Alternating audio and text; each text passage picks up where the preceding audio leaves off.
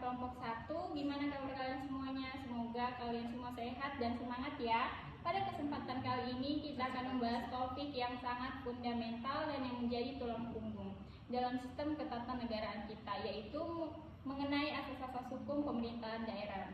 Mengapa topik ini sangat penting? Karena asas-asas inilah yang menjadi landasan atau fondasi utama untuk mengatur bagaimana hubungan antara pemerintah pusat dan pemerintah daerah itu dapat berjalan. Tanpa asas ini bisa jadi terjadi kekacauan, tumpang tindih kewenangan, hingga pembangunan yang tidak terarah. Nah, untuk membantu kita membedah materi yang sampai ke akarnya, saya didampingi oleh dua narasumber saya yang ada di sebelah kiri. Perkenalkan, nama saya Sehat Kasih Selain dengan NIM 477. Perkenalkan, nama saya dengan Feris Ardana dengan ekonomi 393. Perkenalkan, nama saya Siraf Dalmilala.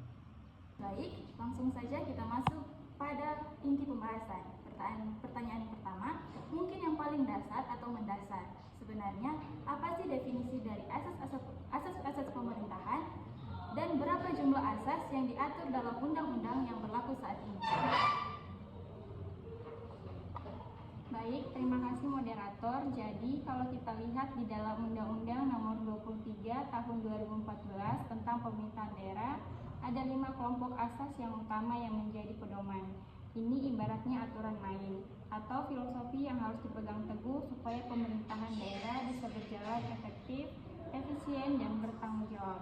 Yang pertama itu adalah asas otonomi dan dekonsentrasi, yang dimana ini adalah dua konsep yang berjalan dengan beriringan. Otonomi itu artinya hak, wewenang, dan kewajiban daerah. Otonom untuk mengatur dan menguasai dan mengurus sendiri urusan pemerintahan sesuai dengan kepentingan masyarakat setempat, sesuai dengan peraturan perundang-undangan yang berlaku.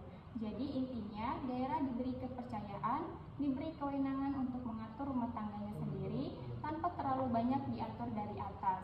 Tetapi di sisi lain ada asas dekonsentrasi, yang dimana ini artinya masih ada wewenang dari pemerintahan pusat yang dilimpahkan kepada gubernur atau bupati atau wali kota dalam kedudukannya sebagai wakil pemerintahan pusat. Jadi konsep besarnya adalah daerah diberikan ruang gerak yang luas untuk berekreasi dan berinovasi untuk memecahkan masalah lokal, namun tetap berada dalam bingkai negara kesatuan Republik Indonesia. Tidak ada pemisahan, tetapi ada satu kesatuan. Jadi, ibaratnya daerah punya kendali untuk mengatur wilayahnya sendiri ya. Tapi, rem pengamanan dan arah besarnya tetap ada di pusat ya. Nah, terus apa asas yang kedua?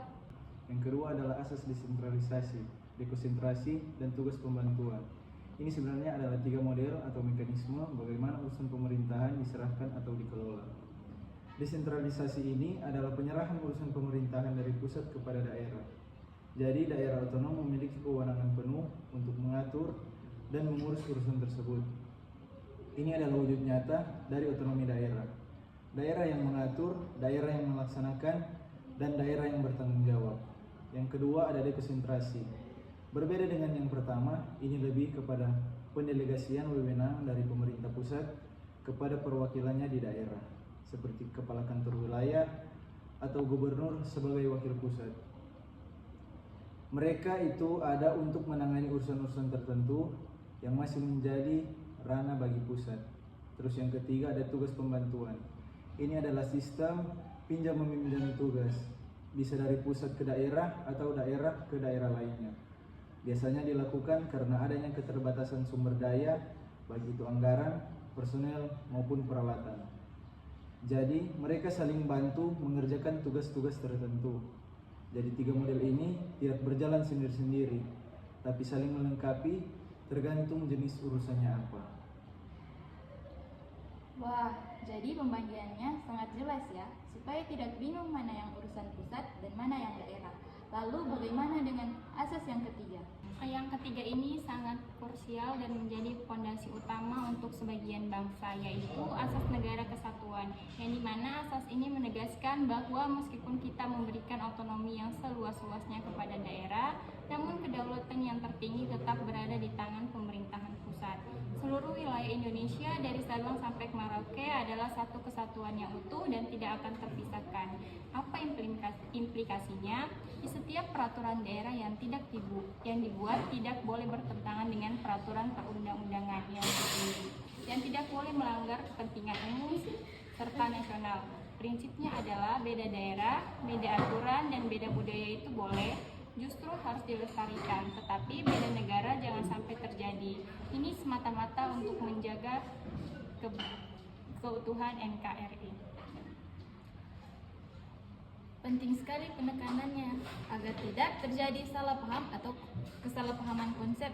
Nah, saya sering mendengar istilah yang sangat populer, yaitu otonomi luas, nyata, dan bertanggung jawab. Itu masuk asas yang keberapa dan apa maksud sebenarnya dari kalimat tersebut? Itu adalah asas yang keempat, asas otonomi luas, nyata, dan bertanggung jawab. Ini adalah karakteristik dari otonomi yang kita jalankan di Indonesia. Penjelasannya begini. Luas itu artinya kewenangan yang diberikan kepada daerah mencakup banyak sekali bidang urusan pemerintahan. Tidak terbatas pada hal-hal kecil atau sepele saja.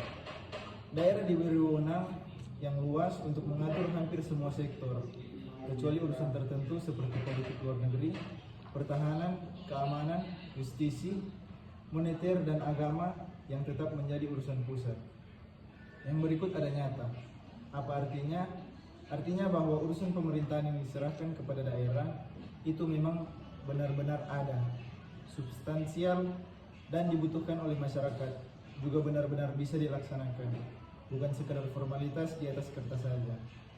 Otonomi harus menyentuh langsung kebutuhan rakyat. Yang berikut bertanggung jawab. Ini kuncinya.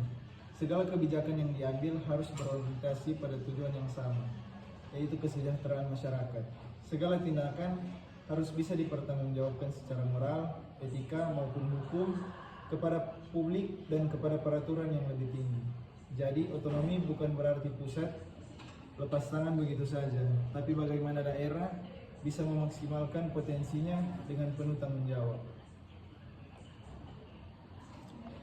Berarti ada kebebasan tetapi tetap terkontrol dan terarah ya.